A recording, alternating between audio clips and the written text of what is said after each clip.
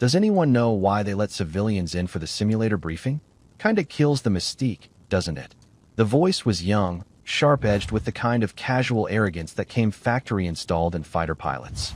It belonged to Lieutenant Commander Bryce Galloway, whose call sign, Viper, was stitched in aggressive red thread on the breast of his flight suit. He was leaning against a bulkhead in the briefing room for the new ASG-7 Tactical Flight Simulator, a marvel of modern engineering that could replicate any combat scenario imaginable. Around him, a half-dozen other pilots, all in their late 20s or early 30s, smirked in agreement. Their collective gaze drifted, not so subtly, towards the lone figure who was the subject of their remark. He was an old man, seated on a folding chair near the back, looking as out of place as a scarecrow in a server farm. He wore flannel, worn thin at the elbows, and denim jeans faded to the color of a washed-out sky. His boots were caked with the memory of dark, rich soil. His hands, resting on his knees, were a roadmap of a life lived outdoors. The knuckles were thick, the skin cracked and weathered, but they lay perfectly still, betraying no tremor of age. He hadn't been invited to the front with the active-duty personnel. He'd simply found a quiet spot by the wall, his posture unnaturally straight for a man of his years, a kind of settled stillness that was more disciplined than relaxed. He watched everything, his pale blue eyes moving with an unnerving economy, taking in the exits, the faces of the pilots, the schematics on the massive projection screen, his head barely moving at all. It was a predator's stillness, a patient observation that the young men in their flight suits mistook for the vacant placidity of old age. Probably some senator's constituent. Another pilot, call sign Ringer, muttered, Thank you for your tax dollars tour. Just smile and wave, Viper. Don't let him see the secret handshake." Galloway chuckled, a dry, humorless sound. "I'm just saying, this is a closed-door briefing on the simulator's new EW threat package. He's probably got a hearing aid that's broadcasting everything to a Russian trawler offshore." The joke landed, and a wave of quiet laughter rippled through the group. They were the new gods of the sky, masters of machines that cost more than the entire town the old man probably came from. They spoke a language of acronyms and flight dynamics, of G-forces and kill ratios. The old farmer, with the scent of hay and earth clinging to him, was a creature from another time, another world. He was an artifact, a sepia-toned photograph in a digital world. His presence felt like a quiet, unintentional mockery of their cutting-edge reality. He didn't react to their comments, didn't even seem to hear them. His attention was fixed on the screen, where a complex 3D rendering of a multi-layered air defense network was being displayed. His gaze was focused, analytical, his brow furrowed just slightly in concentration. It was the look of a man not just seeing, but reading. The briefing was being led by a civilian contractor, a man named Henderson with a nervous energy and a tie that was slightly too tight. He was trying to impress the pilots, peppering his speech with technical jargon. "The ASG-7's reactive algorithm," Henderson was saying, pointing a laser at a blinking red icon on the screen, "can simulate a pop-up SAM threat with zero latency. It learns your evasion patterns. The more you fly against it, the smarter it gets. We've programmed in the full S-400 series capabilities, plus some theoretical next-gen systems based on intel from the Skunk Works." Galloway folded his arms, unimpressed. Theory is one thing. Reality is another. Can it simulate signal degradation from solar flares? Or a comms blackout in a high-jamming environment? Can it replicate the sheer terror of a real missile launch when you're down to your last flare? Henderson stammered. "Well, the terror aspect is, subjective, Lieutenant Commander, but the system's fidelity is." "It's a video game," Galloway cut in, his voice carrying across the room. "A very expensive, very useful video game. But don't tell me it's the same as being there." From the back of the room, the old man shifted slightly in his chair. The movement was so small it was almost imperceptible, but it drew Galloway's attention again. The farmer's eyes were still on the screen, but his focus seemed to have sharpened. A flicker of something, disagreement, maybe, or memory, passed over his weathered face before being suppressed. Galloway saw it, and a fresh wave of irritation washed over him. He hated being watched, especially by someone he considered so utterly unqualified to understand the world he inhabited. This old farmer, who probably thought a G-force was something to do with gardening, was looking at a schematic of the most advanced air combat simulator on Earth with an expression of professional assessment. The absurdity of it was galling. The briefing continued for another 20 minutes. The pilots asked pointed, technical questions. They talked about HUD symbology, weapon system integration, and the haptic feedback in the control column. Through it all, the old man sat in his silent vigil. He was Samuel Keene. He'd been invited today not for a tour, but for a ceremony afterward. His grandnephew, a young ensign, was receiving his wings. Samuel had promised the boy's mother he'd be there. He'd driven his dusty Ford pickup 3 hours from his farm, a small plot of land he'd worked for 50 years, to be here. He understood the world of these young men better than they could possibly imagine, but he also knew that world no longer belonged to him. His world had been one of shadows and whispers, of missions that were never spoken of and names that were never recorded. This world, with its polished floors and bright screens and boastful confidence, felt alien to him. When the technical briefing concluded, Henderson gestured for everyone to relax before the simulator assignments were handed out. The pilots broke into their cliques again, the air filling with the easy camaraderie of a shared, dangerous profession. Galloway, still feeling the old man's gaze like a speck of dust in his eye, decided to address it. He strolled to the back of the room, his friends trailing him like a squadron of wingmen. He stopped in front of Samuel Keene's chair, forcing the old man to look up at him. The height difference was significant. Galloway was tall and lean, a product of perfect nutrition and relentless physical training. Samuel was shorter, stooped by years of labor, but with a solidity to him, like an old oak tree. "Enjoying the show, Pop?" Galloway asked. His tone was laced with a condescending sweetness that was more insulting than open hostility. Samuel's blue eyes met his. They were clear and steady, and for a moment, Galloway felt an uncomfortable jolt, as if he were being scanned and catalogued. "It's impressive technology," Samuel said. His voice was quiet, a low rumble, with a rural cadence that seemed to thicken the air of technological sterility around them. "It is," Galloway agreed, a smirk playing on his lips. "A little more complicated than a crop duster, I imagine. We actually have to worry about people shooting back at us." The other pilot snickered. Samuel's expression didn't change. He simply held Galloway's gaze. "Sometimes the shooting isn't the most dangerous part." The response was unexpected. It wasn't defensive or angry. It was a simple statement of fact, delivered with a strange weight of authority. It momentarily threw Galloway off his rhythm. He'd expected a folksy platitude or a confused nod. He recovered quickly. "Right. Well, up here, it's pretty much all about the shooting. That's why we have call signs. You know, cool names to put on the side of the jet. Mine's Viper," he puffed out his chest slightly. "Ringer over there. He's Cannon. He's Fuse," he pointed to each of his friends, who nodded with practiced swagger. "Helps with comms, you know. Keeps things clear when the lead is flying." He leaned in closer, his voice dropping to a conspiratorial, mocking tone. "I bet you guys had something similar back in your day, right? Farming squadron? What was your call sign? Old MacDonald? Cornhusker?" The pilots behind him let out stifled laughs. They were playing to an audience of themselves, reinforcing their own sense of superiority. The old man was just a prop for their amusement.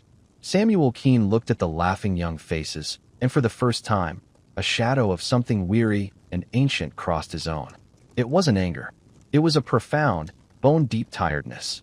He had seen boys like this before, full of fire and certainty, on tarmacs in places that weren't on any map. He had seen them fly off into the darkness, and he had seen them not come back. He knew that their arrogance was a shield, a necessary armor against the terrifying reality of their job. He understood it, but that didn't make the sting of their casual disrespect any less sharp. The whole exchange was being observed. Standing near the doorway, having arrived unnoticed during the end of the briefing, was Admiral Mark Jennings. He was the base commander, a man in his late 50s with graying temples and eyes that had seen the strategic landscape of the Navy shift for 3 decades. He had a reputation for being a no-nonsense leader, but also a keen student of history. He recognized Samuel Keene, though not by name. He'd been briefed that a special guest, a relative of Ensign Miller, would be on base. The file had noted Keene's service record as classified, which was an oddity for a man of his age, usually indicating something mundane that was simply lost to bureaucratic red tape. But as Jennings watched the interaction, a prickle of unease ran down his spine. He saw the way the old man sat, the way he absorbed the mockery without flinching, the unnerving stillness in his posture. It wasn't the posture of a farmer. It was the posture of a man who had mastered the art of waiting, of being invisible in plain sight. Galloway wasn't finished. He was enjoying the power dynamic, the feeling of being the apex predator in the room. "No, seriously," he pressed, his voice dripping with false sincerity. "We're all pilots here, in a way. You fly your tractor, we fly our Hornets. We'd love to know. What did they call you?" The question hung in the air, thick with ridicule. The other pilots leaned in, eager for the punchline. This was the moment the old man was supposed to become a funny story they'd tell at the officers' club later. The confused old farmer with the ridiculous made-up call sign. They were expecting him to say Rusty or John Deere or something equally laughable. They were ready to erupt in patronizing laughter, slap him on the back, and walk away, their own legends secure. They had judged him by his clothes, by his hands, by the lines on his face. They had weighed and measured him and found him wanting, a relic to be pitted and dismissed. Samuel Keene held Galloway's gaze for a long, silent moment. The briefing room, with its low hum of electronics, seemed to fall completely quiet. The air crackled with anticipation. He didn't look angry or embarrassed. He looked like a man reaching into a deep, dark well to retrieve a stone he hadn't touched in half a century. The name was a key to a door he had long since nailed shut, a door that led to a world of cold, dark water and the whisper of engines in the night. He opened his mouth, and the words that came out were not loud, but they landed in the sterile room with the force of a physical blow. Shadow 1. The name was spoken so quietly that for a second, no one was sure they'd heard it right. Then, a few of the pilots snorted. Shadow 1. Ringer repeated, a wide grin spreading across his face. That sounds like something out of a comic book. Very spooky. Galloway let out a loud, braying laugh. Shadow 1. I love it. That's fantastic. Were you dropping spooky ghosts on the enemy? The group erupted. The tension broke, and their mockery, now unrestrained, filled the room. They had their punchline. The old man was even more of a caricature than they'd imagined. But their laughter died in their throats, strangled by a sudden, terrifying change in the atmosphere. It wasn't the old man who caused it. It was Admiral Jennings. He had been walking slowly towards the group, his face a mask of casual authority. But when Samuel Keene spoke those two words, the Admiral stopped dead in his tracks. His entire body went rigid. The color drained from his face, leaving it a sickly, waxy gray. His eyes, fixed on the old farmer, widened with a look of pure, unadulterated shock, a dawning horror mixed with something that looked almost like fear.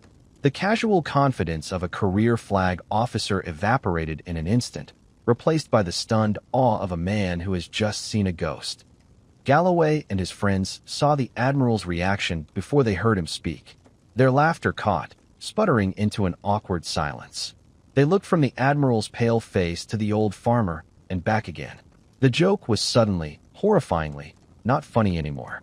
The room was now so quiet that the hum of the ventilation system sounded like a roaring engine.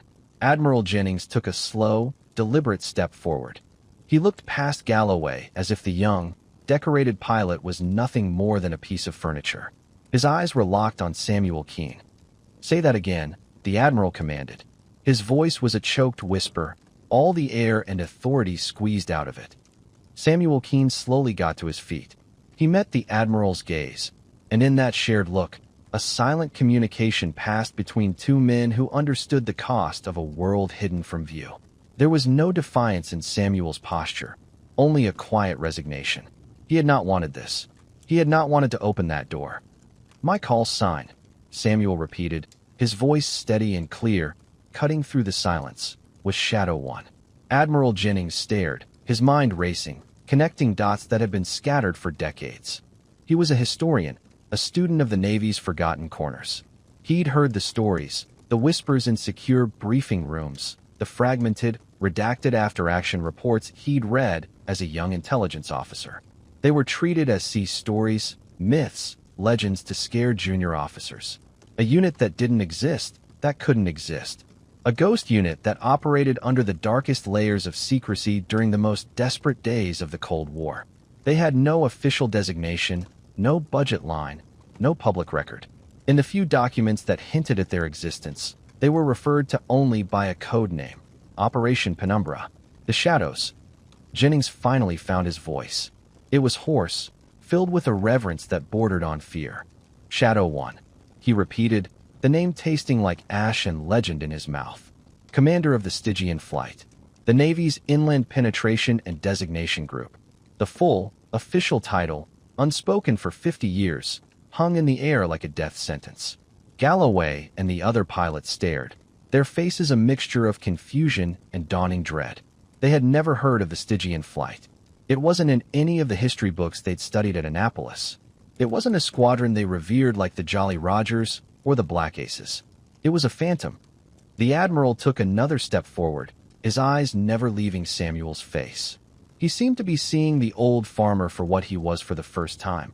Not the worn-out clothes or the weathered skin, but the ghost standing inside them. They said you were all gone, Jennings breathed. Wiped from the records. The official story was that the program was a failure. The prototypes were lost in a training accident. The story served its purpose, Samuel said quietly. It was better that way. Galloway finally broke the spell. Admiral. Sir. He stammered, his arrogance completely shattered. What is this? What was the Stygian Flight? Admiral Jennings turned his head slowly, and the look he gave Galloway was one of such profound disappointment and anger that the young pilot visibly flinched. It was the look of a teacher who has just watched his prized student deface a sacred monument. Lieutenant Commander, the Admiral said, his voice now cold and hard as steel. You and your friends are pilots. You fly F divided by a -18s off a 100,000-ton carrier. You have a fleet protecting you, AWACS watching over you, satellites guiding you. You are the tip of a very large, very powerful spear. He paused, letting the weight of his words sink in. This man, he said, gesturing to Samuel, was the entire spear. Jennings turned his attention back to the room at large, his voice rising, taking on the tone of a lecturer at the War College. None of this is in your textbooks. It was an operation so deeply classified, most of the Joint Chiefs at the time weren't even aware of its full scope. During the height of the Cold War, we had a problem. Soviet air defenses were becoming impenetrable. Our carrier groups could strike the coast, but we were blind to what was happening deep inland. We couldn't get target acquisition for our new submarine-launched cruise missiles. We needed eyes on the ground, eyes that could get in, stay in, and get data out without anyone ever knowing they were there. He walked over to the main screen, which was still displaying the complex S-400 air defense network. You see this? He said, pointing his finger at the blinking red icons. This is a fortress. Layered, redundant, lethal. You boys and your Super Hornets might be able to punch a hole in it, with a lot of support and a lot of luck. In 1968, it was a death sentence. There was no way in. He turned back to face them, his gaze sweeping over the now silent group of pilots. So, a small, black-funded group in naval special warfare came up with a solution. Not a better plane. A different kind of man. They took a handful of operators, SEALs, UDTs, men who could live off the land for months, men who were already ghosts, and they taught them to fly. A wave of disbelief rippled through the young pilots. SEALs who could fly? It sounded like something from a movie. They weren't pilots in your sense, Jennings continued, his voice dropping again, becoming more intimate, more chilling. They weren't trained for dogfights. They were trained for one thing, infiltration. They flew a custom-built, experimental aircraft. It wasn't a jet. It was a modified glider, a motor glider really, with a muffled engine and a fuselage made of non-metallic composites. It had almost no radar signature. It could fly for hundreds of miles, silent as an owl, just a few hundred feet off the ground, navigating by starlight and dead reckoning. They called it the Nix. He looked at Samuel. They would launch from a submerged submarine 100 miles off the coast in the dead of night. They'd fly 500 miles inland, over mountains, through enemy radar nets that were supposedly airtight. They'd land on a forgotten road or a farmer's field, bury the aircraft, and then proceed on foot. They'd spend weeks, sometimes months, behind the Iron Curtain, moving like wraiths, mapping out secret missile sites, command bunkers, troop movements. They carried high-frequency burst transmitters that could send encrypted packages of data to passing satellites. They were completely, utterly alone. No support, no rescue. If they were caught, the United States government would deny their existence. Their names, their service records, their very lives would be erased. They were called the Stygian Flight because they flew across the river of darkness, and no one ever expected them to come back. The room was tomb silent. The arrogance of Galloway and his friends had been replaced by a profound, humbling awe. They looked at the old man in the flannel shirt, and they no longer saw a farmer. They saw a man who had flown a ghost plane into the heart of the enemy empire, a man who had lived in the shadows so they could live in the sun. Shadow One, Jennings said, his voice now thick with emotion, was their commander, the first one selected for the program, the one who wrote the book on how to do it, the one who flew the most missions and, against all odds, brought all his men home.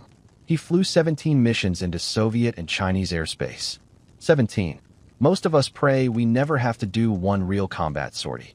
This man volunteered to go into the dragon's lair, over and over, with nothing but his wits and a glorified kite. Jennings finally walked right up to Samuel Keene, stopping a foot in front of him. The difference in their uniforms, the Admiral's chest covered in a rainbow of ribbons, Samuel's simple, worn flannel, was a stark, brutal irony. The man with no medals was the one who deserved them most. The Admiral looked at the pilot who had been forgotten by history, who had been mocked by the children of the institution he had bled for. Slowly, with a precision that bespoke decades of military discipline, Admiral Mark Jennings brought his hand up in a salute. It wasn't a casual gesture. It was the sharpest, most heartfelt salute he had ever rendered in his life. It was a salute of profound, soul-deep respect, an apology, and an acknowledgement of a debt that could never be repaid. "Commander Keene," the Admiral said, his voice cracking slightly. "It is an honor, sir. A profound honor." Samuel Keene looked at the Admiral, then at the stunned faces of the young pilots. He saw their shame, their shock, their newfound respect. He didn't smile. He didn't gloat. He simply gave a small, almost imperceptible nod. Then, with a grace that belied his age, he returned the salute. His form was perfect, his arms steady, his fingers aligned. It was a gesture he had not made in 50 years, but his body remembered. Muscle memory is the last thing to fade. Bryce Viper Galloway felt sick. The casual cruelty, the condescending jokes, the utter disrespect, it all came crashing down on him. He had mocked a living legend. He had stood on the shoulders of a giant and called him small. He stepped forward, his face pale, his own swaggering confidence reduced to dust. "Sir," he said, his voice barely a whisper, directed at Samuel. "Sir, I had no idea. What I said. There's no excuse. I am so sorry." The other pilots murmured their own apologies, their faces flushed with shame. They were looking at a man who embodied a level of courage and sacrifice they could barely comprehend. Their world of advanced technology and network-centric warfare seemed suddenly fragile, built upon the bedrock of silent, brutal work done by men like Samuel Keene. Samuel lowered his salute and looked at the young pilot. He saw the genuine remorse in Galloway's eyes. He saw a boy who had just learned a hard, necessary lesson. "Son," Samuel said, his voice gentle, "that armor you wear, that confidence, you need it. Don't ever lose it. Just remember that the ground you stand on was prepared by people you'll never know. Be worthy of their silence." He offered his hand. It was rough and calloused, the hand of a farmer, but as Galloway took it, he felt the surprising strength in the old man's grip. It was a grip that had held the controls of a silent glider in the heart of a storm, a grip that had held the lives of his men in his hands. It was a grip that connected two different generations of warriors, a bridge across time. Later, after the winging ceremony for Samuel's grandnephew was over, Admiral Jennings found Samuel standing by his old pickup truck in the parking lot. The setting sun cast long shadows across the tarmac, painting the sleek, gray fighter jets in hues of orange and gold. "They're beautiful machines," Samuel said, nodding toward the flight line. "A different world." "They are," Jennings agreed. "But the man in the cockpit is still what matters most. You taught us that, Commander." Even if we forgot the lesson for a while, he paused. Your entire service record is a black hole. 17 lines of classified, and then a discharge. No medals, no citations. Nothing. It was the price of the ticket, Admiral, Samuel said, looking out at the horizon. We knew that going in. The mission was the only thing that mattered. Recognition was a liability. We can fix that, Jennings said earnestly. I can make some calls. The program is long dead. There's no reason for you not to get the recognition you and your men deserve. The Navy Cross, at a minimum. For each of you. For every one of those 17 missions. Samuel Keene turned from the sunset to look at the Admiral. A faint, sad smile touched his lips. Mark, he said, using the Admiral's first name with a quiet authority that felt entirely natural. My men came home. That was my medal. They got to live their lives, raise families, grow old. Just like me. We buried the Knicks, and we buried that part of ourselves with it. Some ghosts are better left to rest in the shadows. Let those boys in there, he nodded back toward the briefing room. Let them be the ones with the medals. They're the future. We were just the foundation. He opened the door of his truck, the hinges groaning in protest. Before he climbed in, he looked back at the Admiral one last time. Thank you for remembering, Admiral. It means more than you know. Thank you for your service, Commander, Jennings said, his voice thick. He held his salute until the dusty Ford pickup had pulled out of the parking lot and disappeared down the long base road, leaving behind a silence filled with the weight of unspoken history. Admiral Jennings stood there for a long time, watching the spot where the truck had vanished as the new gods of the sky prepared to take flight, unknowingly protected by the lingering shadow of a quiet old farmer.